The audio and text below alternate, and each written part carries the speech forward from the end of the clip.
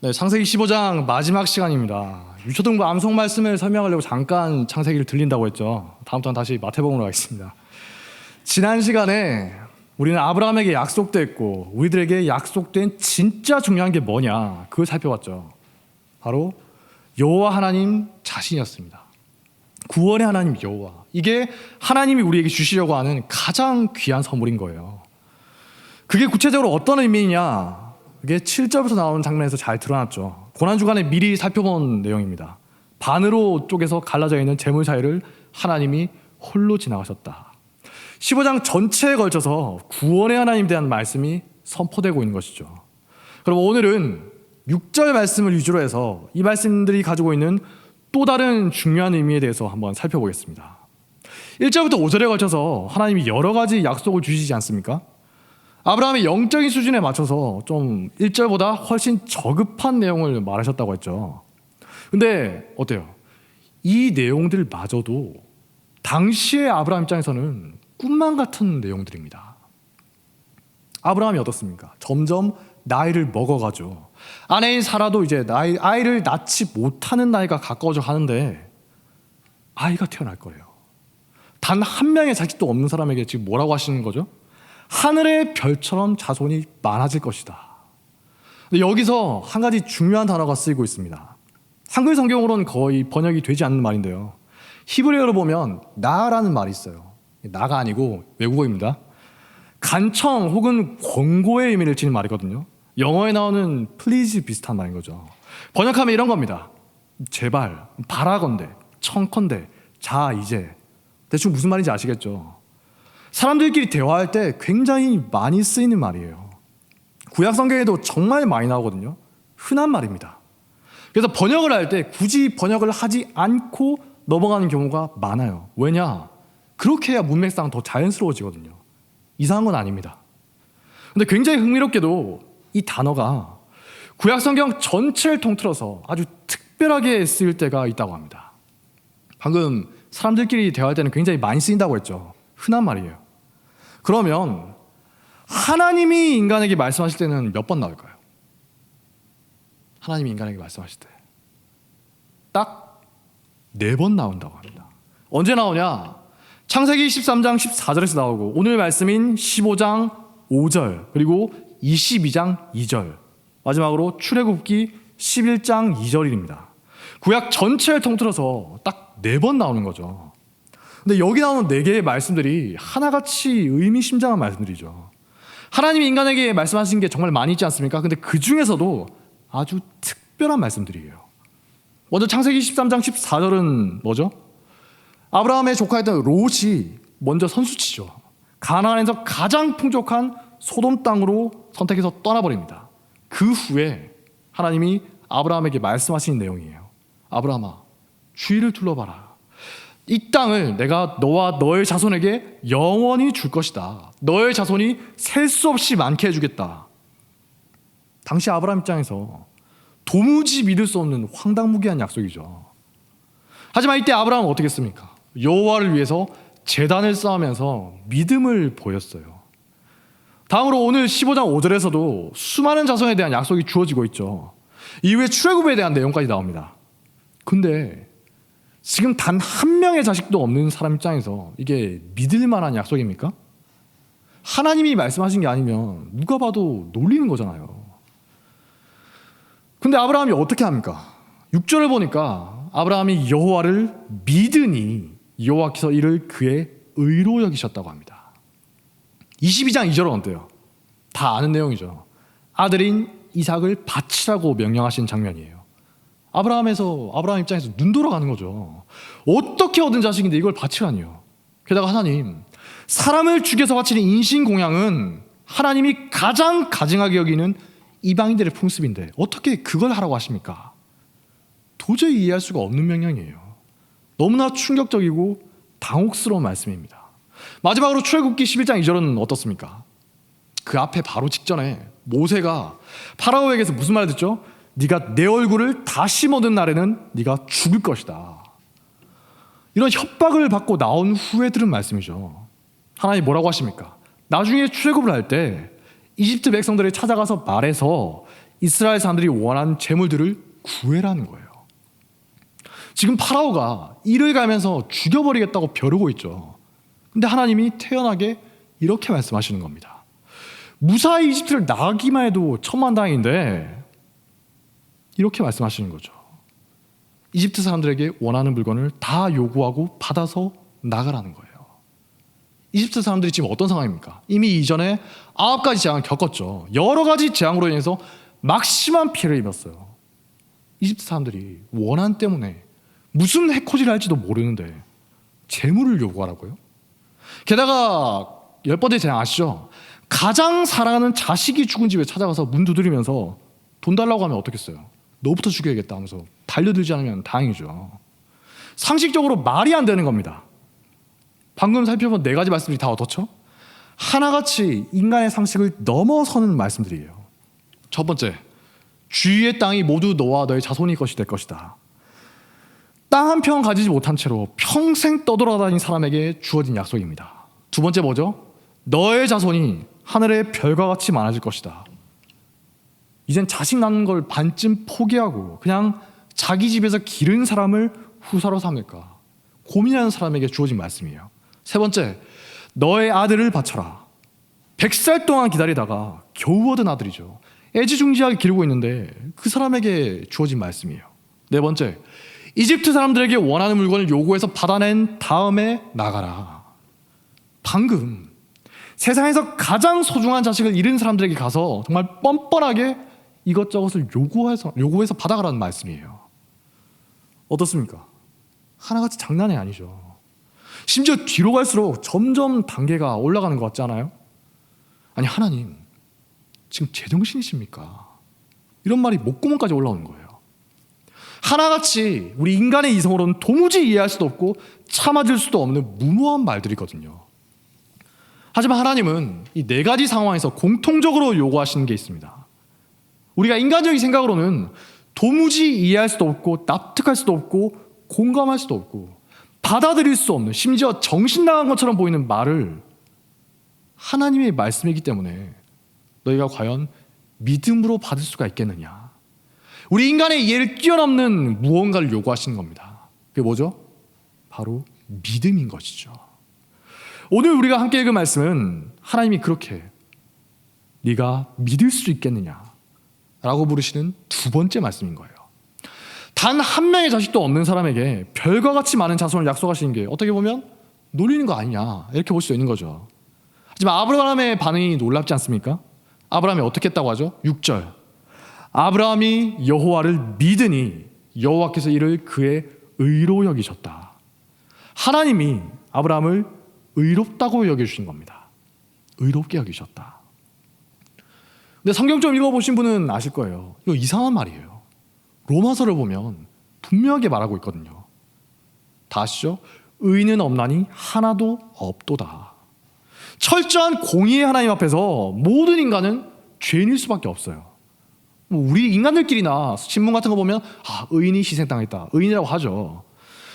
하지만 살면서 죄 하나 안 짓는 사람이 어디 있겠습니까? 하나님 앞에서는 의인은 단 한 사람도 없다는 거예요.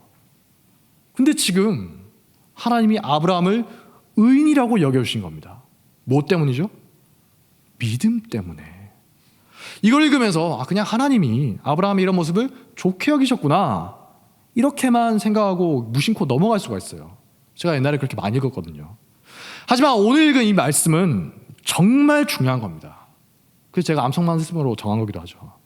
초대교회 이후로 종교개혁을 거쳐서 지금까지도 우리 기독교인들이 언제나 굳게 붙들고 살아온 게 이 말씀 안에 함축되어 있는 거예요. 그게 뭐냐? 목사님 종종 말씀하시죠. 바로 이신칭의라는 겁니다. 한자어로 하니까 뭔가 어렵게 들리는데 뜻은 간단해요. 믿음으로 의롭다 칭함받는다. 다들 들어보셨죠? 우리가 하나님을 믿을 때 하나님이 우리를 의롭게 여겨주신다는 겁니다. 근데 의롭지 못한 사람은, 성경을 보니까 의롭지 못한 사람은 절대 하나님 나라에 들어갈 수가 없다고 해요. 어떤 죄라도 있는 사람은 하나님 나라에 들어갈 수가 없다. 근데 우리가 여전히 의롭지 못하잖아요. 죽을 때까지. 여기 혹시 의인이 계십니까? 나는 이때까지 한 번도 죄를 지은 게 없다. 아무도 안 계시죠? 네. 하지만 우리가 예수님의 십자가를 믿을 때 여전히 죄인인 우리들을, 죽을 때까지도 죄인인 우리들을 하나님이 의롭다고 여겨주신다는 거예요. 아브라함에게 하셨듯이 말이죠. 우리 인간들이 죄에 대한 대가를 치를 수 있습니까? 그렇다라고 착각하는 분들이 많이 있어요. 인간의 도덕적인 기준을 삼아서 어느 정도 하면은 그만하면 죄값을 치렀지, 다 할 만큼 했어, 이렇게 말하는 거예요. 철저하게 인간의 생각과 인간의 감정을 기준으로 판단하는 겁니다. 근데 그나마도 어때요? 사람들마다 다 다르죠. 주관적이니까요. 하지만 성경은 단 한 번도 우리가 죄에 대해서 대가를 치를 수 있다라고 말한 적이 없습니다. 오히려 철저하게 모든 인간은 죄로 인해서 멸망할 수밖에 없다고 말하죠. 우리가 죄에 대한 대가를 1차적으로 치러야 하는 분이 있으면 누굽니까? 죄 지은 사람인가요? 아니죠. 하나님이에요. 왜냐? 생각해 보세요. 인간을 지으신 분이 하나님이죠. 그리고 인간에게 하나의 형상을 부여해서 동물들과 다르게 특별하게 만드신 분이 누구죠? 하나님이죠. 인간에게 저작권이 있다면 하나님이에요. 그래서 다윗도 시편 51편 4절에서 이렇게 말합니다. 내가 주께만 범죄하여 주의 목전에 악을 행하였사오니. 바세바와 우리아에게 자기가 지은 죄가 없다는 말이 아닙니다. 무엇보다도 하나님께 대해서 지은 죄가 크다, 그걸 강조하고 있는 거예요. 그래서 내가 주께만 범죄했습니다. 근데 죄값을 받아야 될 하나님이 괜찮다 하지도 않았는데 죄인들끼리 서로 모여서 서로 그만하면 됐지 이러고 있으면 어떡해요? 하나님이 기가 막히시는 거죠. 예수님이 십자가에서 치르신 죄에 대한 대가는, 여러분들 영화 보셨죠? 패션 오브 크라이스트 같은 영화 한 번씩 다 보셨죠? 여러 영화가 있습니다. 그런 영화에 나오는 것처럼 채찍질 당하고 십자가에 못 박히고 겨우 그런 수준이 아니라는 거예요. 물론 그거 굉장히 고통스럽죠. 채찍질 당하고 못 박히면 굉장히 아픈 거잖아요. 근데 우리가 영화를 보면서, 그런 장면을 보면서 눈물 흘리고 감동하기가 쉽죠. 저도 굉장히 저런 고통을 당하셨구나. 근데 역사적으로 보면 그런 십자가형을 받은 사람은 수백 수천 명 이상 있습니다. 정말 많아요. 우리가 그런 고통만 생각하면 예수님은 전혀 특별할 게 없다는 겁니다. 많고 많은 사람 중에 한 명이에요. 하지만 예수님의 십자가가 다른 모든 십자가들과 전혀 다른 이유가 뭡니까? 예수님은 십자가에서 그런 세상적인 고통뿐만이 아니라 죄에 대한 하나님의 철저한 진노, 원래 치러야 대한 대가죠. 즉 지옥의 형벌을 다 받아주셨다는 거예요. 우리가 상상도 할 수 없는 진짜 대가를 다 받으신 거죠. 그래서 예수님께서 십자가상에서 이렇게 한탄하셨잖아요. 나의 하나님, 나의 하나님, 어찌하여 나를 버리시나이까. 그게 얼마나 철저하게 절망스러운 것인가 예수님만 느끼신 겁니다. 과거와 현재와 미래의 모든 믿는 사람들의 모든 죄에 대해서 하나님의 진노가 십자가상에 매달린 예수님께 그야말로 퍼부어졌던 겁니다. 그렇기 때문에 예수님의 십자가 제사를 보고서 하나님이 우리를 깨끗하다고 해주시는 겁니다. 히브리서에서 계속 강조하는 게 이거잖아요. 우리를 위해서 한 번만에 완전한 제사를 완성하셨다. 우리가 진짜 죄 하나도 안 지는 의인이 되어서 의롭다고 하시는 게 아니라 여전히 죄인인 우리들을 향해서 십자가 희생을 보고 의롭다고 여겨주신 것이죠. 이게 십자가의 놀라운 복음이고 성경이 말하는 진리인 겁니다. 만약에 이걸 놓쳐버리면 종교개혁 이전으로 돌아가 버리는 거예요. 천주교인 되는 겁니다. 성당 가셔야 돼요. 신약으로 넘어가면 바울이 로마서 4장에서 오늘 우리가 읽은 말씀을 인용하면서 이렇게 말합니다. 그런즉 육신으로 우리 조상인 아브라함이 무엇을 얻었다 하리요? 만일 아브라함이 행위로서 의롭다 하심을 받았으면 자랑할 것이 있으려니와 하나님 앞에서는 없느니라. 성경이 무엇을 말하느냐? 아브라함이 하나님을 믿음에 그것이 그에게 의로 여겨진 바 되었느니라.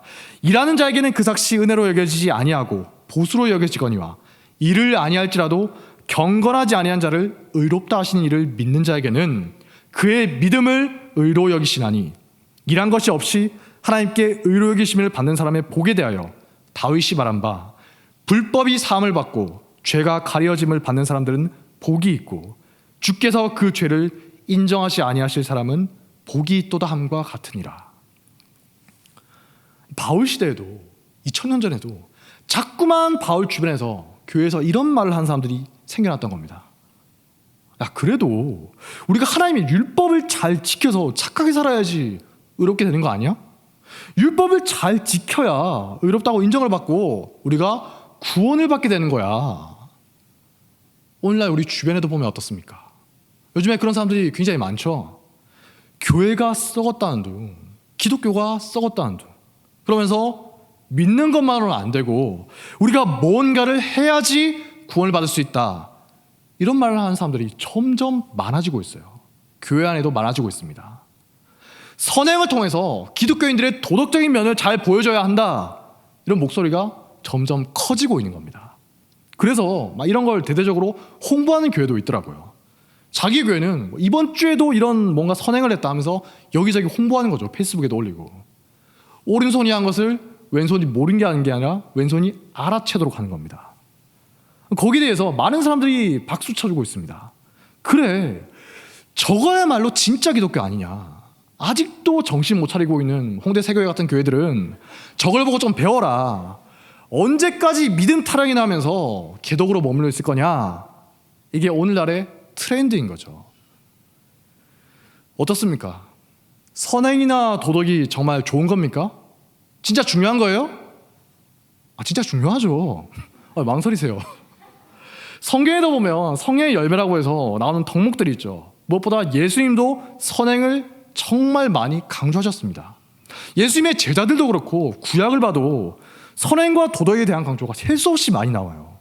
그러니까 선행과 도덕은 우리 그리스도인들에게 당연한 거고 많으면 많을수록 하나님 보시기에 좋은 거죠. 다다익선이라고 하잖아요. 누가 감히 기독교인에게 그런 게 필요 없다고 하겠어요. 그건 반기독교적이고 비성경적이며 반율법적인 겁니다. 하나님의 뜻을 거스르는 구원파 같은 이단이나 할 법한 소리인 거예요. 건전한 기독교는 결코 선행과 도덕을 소홀히 여기지 않습니다. 선행을 결코 소홀하게 여기지 않아요. 초대교회 때부터 강조한 거니까요. 하지만 선행과 도덕이 우리의 구원의 조건이 될 수 있습니까? 구원받기 위해서는 그런 게 필요해요?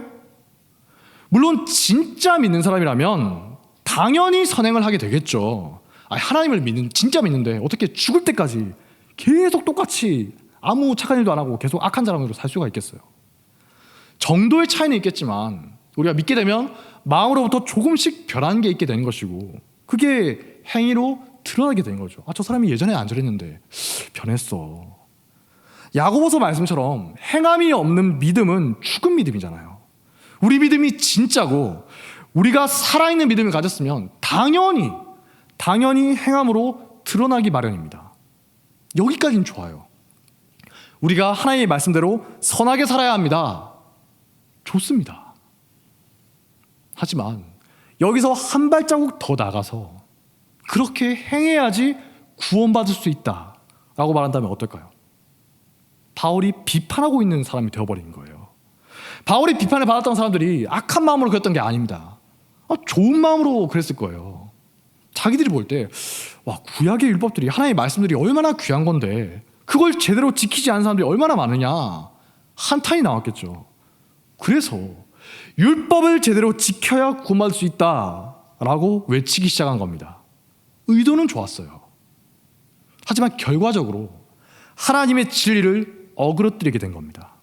바울이 오늘 분명하게 말하고 있었죠. 율법이 주어지기 수백 년 전에, 율법이 있기 수백 년 전에 이미 아브라함에게 무슨 일이 있었느냐? 아브라함이 하나님의 약속을 믿으니까 하나님이 그를 의롭다고 여겨주신 것이 분명하게 창세기 15장에 나오고 있지 않느냐? 그런데 어떻게 행위를 통해서 구원받을 수 있다고 말하느냐? 이해가 되십니까?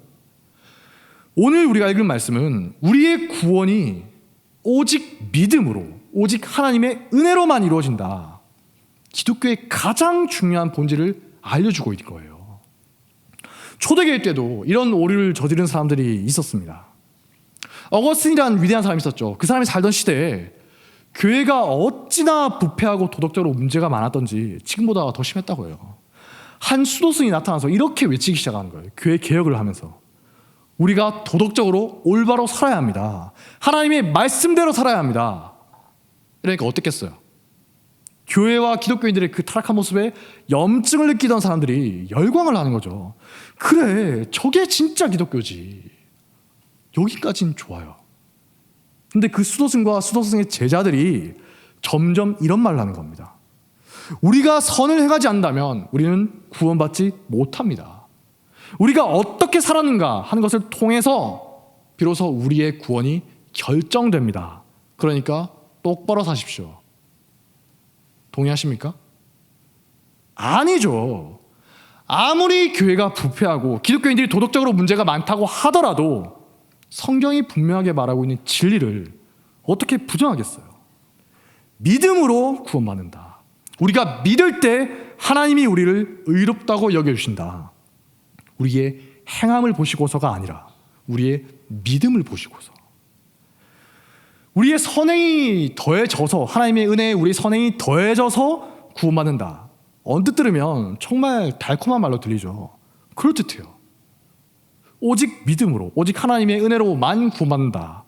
이런 말에 비해서 훨씬 인간적이고 양심적으로 들리죠.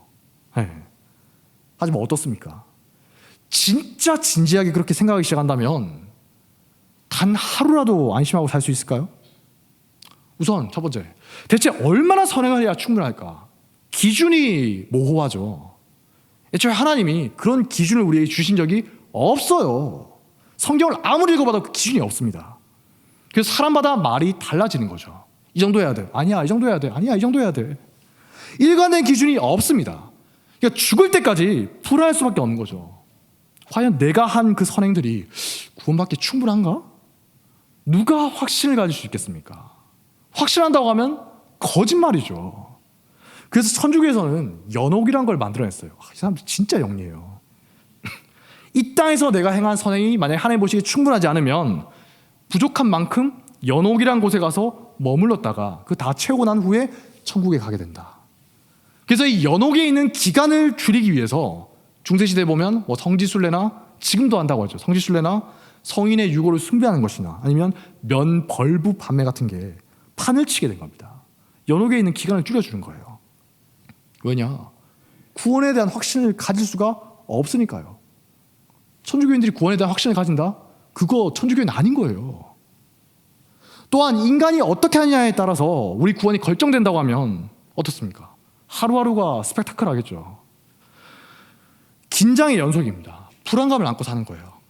오늘은 내가 열심히 새벽 예배 나와서 기도도 하고 1시간도 기도했어. 말씀도 많이 읽었고 착한 일도 많이 해서 오늘 죽으면 구원받을 수 있을 것 같아. 오늘 죽어야 돼요. 근데 생명이 질겨서 더 살아서 그 다음날 컨디션이 좀 안 좋아져서 자기도 모르게 막 험한 욕도 하고 새벽 예배도 빠지고 기도도 안 하고 말씀도 안 읽었으면 어때요? 불안해지는 거죠. 지금은 번듯하게 신앙생활 잘하는 것 같아도 누구나 슬럼프에 빠질 수가 있잖아요. 저도 지나온 세월을 돌아보면 슬럼프가 정말 여러 차례 있었습니다. 앞으로도 있을 거예요. 신앙이 약해질 수가 있어요. 근데 하필이면 이런 말 할지 모르겠지만 재수없게 하필이면 미처 회복되지 못한 상태로 죽어버린다면 어떻습니까? 구원받을 수 있습니까? 평생 동안 해온 게 물거품이 되어버리는 거 아닌가요?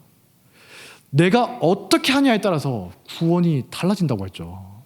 정말 솔직하게 이런 생각을 철저하게 하면서 살아간다면 죽을 때까지, 죽기 직전까지 하루하루 불안감 속에서 살아갈 수밖에 없다는 거예요. 죽어야지 겨우 평안할 수가 있는 거죠. 이제 진짜 죽는구나. 이건 결국 어떠냐? 종교개혁 이전으로 역사의 수레바퀴를 거꾸로 돌려버린 겁니다. 이런 분들이 지금 많이 있어요. 교회 안에. 하지만 우리가 믿는 하나님은 어떤 분이셨죠? 재물 사이를 홀로 지나가시는 분이시다. 반드시 언약을 이루신 분이시고 홀로 이루시고 그 대가조차도 혼자 다 치르시는 분이었어요. 우리가 믿는 하나님은 우리가 결코 거부할 수 없는 은혜를 우리에게 그야말로 퍼부어서 반드시 구원하고야 마는 분이십니다. 인간의 행위 따위로, 여러분이 어떻게 하는 거 그 행위 따위로 구원이 변할 수가 있다. 그 생각 자체가 하나님께는 지극히 모욕적이라는 거예요. 예수님의 십자가에 뭔가 부족함이 있다는 거잖아요. 말도 안 되죠. 예수님의 피에 낭비가 있습니까? 예수님이 날 위해 죽으셨는데 그 피가 헛되게 될 수가 있습니까? 그럴 수가 없죠.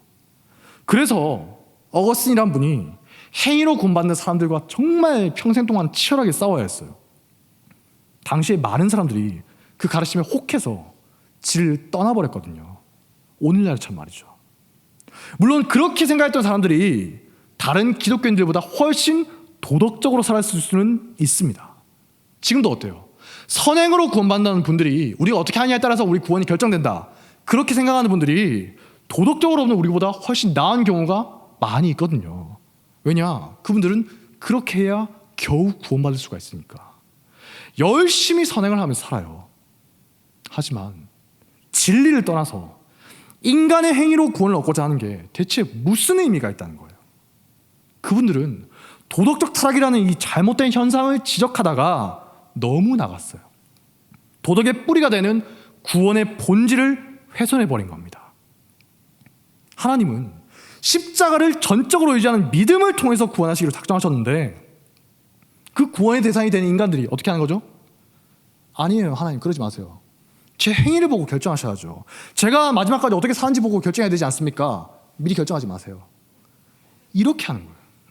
정말 주제는 없는 거죠. 하나님 입장에서는 기가 차는 겁니다. 그래서 바울은 디도서 3장 5절에서 분명하게 말합니다. 우리를 구원하시되 우리가 행한 바 의로운 행위로 말미암지 아니하고 오직 그의 긍휼하심에 따라 중생의 씻음과 성령의 새롭게 하심으로 하셨나니.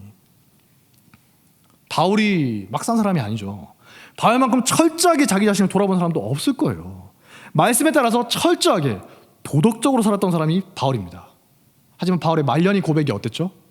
내가 죄인 중에 괴순이라. 자기가 하나님의 구원을 받을 만한 의로운 사람이 결코 될 수가 없구나. 이걸 뼈저리게 깨달은 거예요. 마음으로는 성령의 법을 따르고 싶지만 여전히 육체의 법을 따라서 죄를 지으며 살 수밖에 없구나. 그걸 솔직하게 고백하고 있는 거죠. 어거스틴도 마찬가지입니다. 가장 존경받는 교회 어르신으로 지금도 기억되고 있습니다. 하지만 그 사람도 파란만장한 인생을 살았거든요. 그 사람이 생각해보니까 인간이란 결코 하나님 앞에서 의인이 될 수 없구나. 이걸 뼈저리게 절감한 거예요. 그래서 아까 말한 대로 행위로 구원받을 수 있다라는 사람들과 처절하게 싸울 수가 있었던 겁니다. 그 두 사람 모두 다, 바울과 어거스틴 모두 다 철저하게 말씀대로 살아보려고 했던 사람들이거든요. 근데 아무리 생각하고 살펴봐도, 그리고 아무리 성경을 봐도 인간의 행위로 구원받는 게 아니라 오직 하나님을 믿는 믿음으로 구원을 받는 것이다. 이신칭의인 거죠. 여기까지 됐으면 딱 좋았는데 어거스틴이 죽고 난 이후에 사람들이 끊임없이 이상한 생각을 하기 시작합니다. 그런 사람들이 점점 많아져요.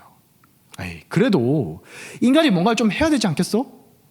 믿음만으로 구원받는다고 하면 좀 부족하지. 사람들이 도덕적으로 살게 하려면, 착하게 살게 하려면 아무래도 행위를 강조해야 되지 않겠어? 착하게 살아야 구원받는다고 해야 되지 않겠어?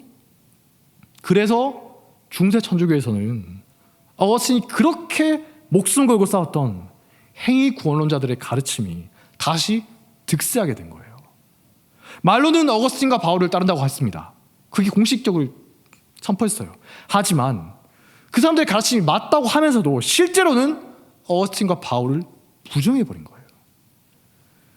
어거스틴이 살아있었으면 막 뒷목 잡았겠죠. 대체 왜 이러냐. 바울도 마찬가지였을 거예요. 자기들이 평생을 통해서 그렇게 아니라고 했던 건데 그걸 악착같이 따라서 가르치고 살고 있었던 겁니다.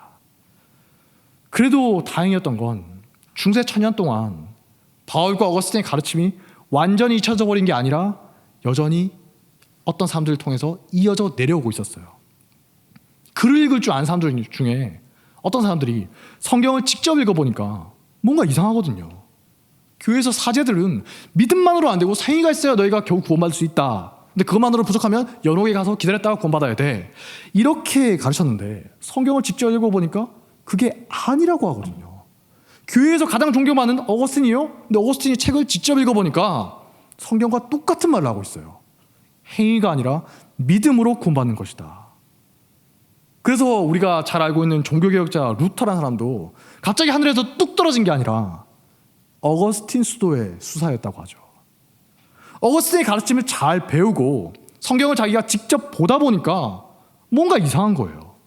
당시에 천주교에서 가르치고 있던 내용들이 너무나 이상하게 느껴지는 겁니다. 뭐 아닌 것 같은데? 뭐지? 그래서 그 불만이 쌓인 끝에 드디어 못 견디고 빵 터져버린 걸 종교개혁이라고 하는 거죠. 학교에서 세계사 시간에는 그냥 교회의 타락이 심했다, 도덕적인 내용만 가르치지 않습니까, 주로? 하지만 그런 도덕적인 문제가 본질적인 거는 아니었던 거예요. 도덕적인 걸 개혁하자, 그건 천주교에도 얼마든지 있었습니다. 하지만 그게 본질이 아니었던 거죠. 바울이 맞서 싸웠고 어거스틴이 평생 동안 맞서 싸웠던 잘못된 가르침이 다시 세상을 지배하고 사람들을 고통스럽게 만들고 있을 때, 그 당시 중세시대에 어땠어요? 사람들이 구원받기 위해서 정말 자기 채찍으로 자기를 치고 평생 동안 돈을 내고 고행을 하고 그래도 겨우 구원받을 수 있을까 말까 불안불안해야 하면서 평생 동안 사는 겁니다. 그렇게 고통받고 있을 때 성경의 진리로 다시 돌아가자, 그렇게 외친 사람들이 있었던 겁니다. 여기까지 이해가 되십니까? 네, 아브라함이 하나님을 믿으니 하나님이 아브라함을 의롭게 여기셨다. 기독교인이라면 이 말씀을 절대 놓치지 말아야 하는 거예요. 아까 말씀드렸죠. 이거 제대로 못 붙들면 성당 가셔야 되는 거예요. 교회 다니면서도 실제로는 천주교인으로 살아가고 있는 겁니다. 우리가 최근에 히브리서를 통해서 믿음에 대해서 배우고 있지 않습니까? 교회에서 하도 막 믿음 하니까 뭔가 막 가볍게 느껴지죠. 믿음이죠. 믿음으로 해야지요. 하지만 어때요? 이 믿음이야말로 우리가 믿는 기독교의 핵심이고 본질이라는 거예요. 그러니까 목사님이 맨날 믿음 이야기 하시는 거죠. 우리가 아무리 많은 선행을 하고 사람들의 칭찬을 받는다 하더라도 믿음이 없으면 아무 소용이 없다는 겁니다. 그건 교회가 아니에요. 히브리서 말씀에도 있죠. 믿음이 없이는 하나님을 기쁘시게 하지 못하나니. 하나님의 약속의 말씀들을 믿는 믿음이 중요한 것이고, 그 약속들이 궁극적으로 가리키고 있던 뭐죠? 예수님의 구원의 십자가를 믿는 믿음이 없이는 결코 구원받지 못한다는 거예요. 이렇게 믿음이 있을 때야 우리는 비로소 안식할 수가 있는 겁니다. 담임 목사님 자주 말씀하시는 것처럼 하나님께 그냥 믿고 맡길 수가 있는 거예요. 받으세요 하면서. 하나님을 믿으니까 그럴 수가 있는 거예요. 시편 127편 2절 봐도 이렇게 말하죠. 여호와께서 그의 사랑하시는 자에게 잠을 주시는도다. 제가 졸 때마다 자주 했던 말인데, 예배 시간에 조는 걸 말하는 게 아니라 바로 앞에 나오는 말씀들과 연결해서 이해해야 되는 겁니다. 127편 1절부터 제가 읽겠습니다. 여호와께서 집을 세우지 아니하시면 세우는 자의 수고가 헛되며 여호와께서 성을 지키지 아니하시면 파수꾼의 깨어있음이 헛되도다. 너희가 일찍 일어나고 늦게 놓으며 수고의 떡을 먹음이 헛되도다. 그러므로 여호와께서 그의 사랑하시는 자에게는 잠을 주신도다. 어떻습니까? 하나님을 믿고 맡기는 자라야 하나님이 주시는 안식을 누릴 수가 있다는 거예요. 하나님을 믿지 못하면서 막 성을 지켜보려고 하고 일찍 일어나서 밤늦게까지 죽어라고 애쓴다 하더라도 헛되다는 겁니다. 평생 동안 두려움과 걱정과 불안으로 살 수밖에 없어요. 하지만 하나님이 사랑하시는 자, 즉 하나님을 믿는 자에게는 하나님이 잠을 주신다. 이게 뭐죠? 하나님을 믿고 그냥 콜콜 잘 수가 있다는 거예요. 믿음이 없는 사람은 내 구원이 어떻게 될까? 내일 일은 어떻게 될까? 내 자식들이 어떻게 될까? 내 사업은 어떻게 될까? 내 주식 어떻게 해? 이렇게 걱정이 많아서 하루하루 근심 걱정으로 살아가는데 지금도 코인 하시는 분들 24시간에서 잠을 못 자죠. 믿음이 강하면 강할수록 그냥 하나님께 맡기고 평안을 누리게 된다는 겁니다. 코인 하면서 하나님 믿으라 그런 건 말은 아닙니다. 뭐 때문에 그렇게 할 수가 있죠? 믿음 때문이에요. 그래서 히브리서 4장 2절을 보면 이렇게 말합니다. 들은 바 그 말씀이, 성경 말씀이죠, 그 말씀이 그들에게 유익하지 못한 것은 듣는 자가 믿음과 결부시키지 아니함이라. 이미 믿는 우리들은 저 안식에 들어가는도다. 우리가 교회 생활하면서 중요한 게 많이 있죠. 하나님께 이것 주세요 저것 주세요 기도도 많이 합니다. 근데 딱 한 가지만, 가장 중요한 거 한 가지만 꼽으라면 뭘 기도해야 할까요? 믿음이에요. 그리스도에게는 무엇보다도 믿음이 중요한 거죠. 구약을 보면 불만을 품고서 하나님께 따지고 들었던 하박국 선지자가 있지 않습니까? 근데 하박국에게 하나님이 뭐라고 말씀하시죠? 오늘 설교 제목처럼 의인은 그의 믿음으로 말미암아 살 것이다. 의인이 누굽니까? 하나님을 믿는 신자들이죠. 우리들 신자들이에요.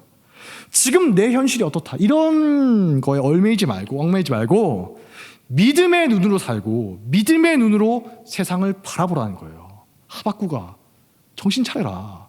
지금 네가 어떻고 너 이스라엘이 어떻고 그런 수준에 머무르지 말고 믿음의 눈으로 세상을 바라보아라. 아브라함이 현실에 얽매였다면 믿음의 결단을 요구하는 그 말씀들 앞에서 순종할 수 있었겠습니까? 절대 그럴 수 없었겠죠. 하지만 아브라함은 불가능할 것 같았던 약속의 말씀들을 믿음으로 받았습니다. 아브라함은 자기 능력이 어떻고 지금 내 상황이 어떻고 그런 걸 생각한 게 아니라 그냥 전적으로 하나님을 믿고 맡겨버린 거예요. 하나님이 알아서 이루어주시겠지. 하나님은 그 믿음을 보시고서 아브라함을 의롭다고 하신 것이죠. 그러므로 우리는 날마다 기도할 때 다른 어떤 것보다도 이 믿음을 달라고 기도해야 되는 겁니다. 기독교인의 가장 근본이 되는 게 믿음이니까요. 복음서를 보면 자기의 아이가 귀신 들린 불쌍한 아버지가 예수님께 와서 말하죠. 예수님, 무엇을 하실 수 있거든 우리를 불쌍히 여기셔서 좀 도와주십시오. 예수께서 이르시되 할 수 있거든이 무슨 말이냐? 믿는 자에게는 능히 하지 못할 일이 없느니라 하시니 곧 그 아이의 아버지가 소리를 질러 이르되 내가 믿나이다. 나의 믿음 없는 것을 도와주소서. 이 아버지의 고백이 우리 모두의 고백이 되길 바랍니다. 여호와여, 나의 믿음 없는 것을 불쌍히 여기시고 믿음을 더하여 주옵소서. 내가 다른 어떤 것보다도 믿음이 더욱 깊어지기를 원하나이다. 우리가 그렇게 기도할 때 예수님이 말씀하셨죠. 나중에 인자가 이 세상에 올 때 믿음을 보겠느냐? 그 예수님의 물음에 대해서 예, 주님, 제가 여기 있습니다. 내가 믿나이다 라고 대답할 수 있는 믿음의 사람이 되시기를 바랍니다. 자리에서 일어서겠습니다. 함께 찬양하겠습니다. 오직 예수뿐이네.